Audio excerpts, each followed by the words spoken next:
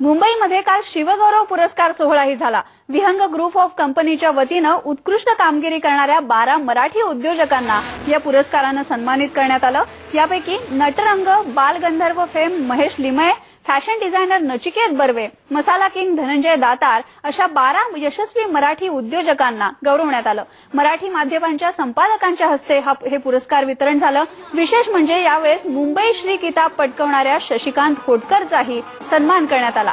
या निमित्ताने आमदार प्रताप सरनाईक यांनी मिस्टर एशियासाठी शशिकांतला लागणाऱ्या सगळ्या खर्चाची जबाबदारी सुद्धा स्वीकारलेली आहे।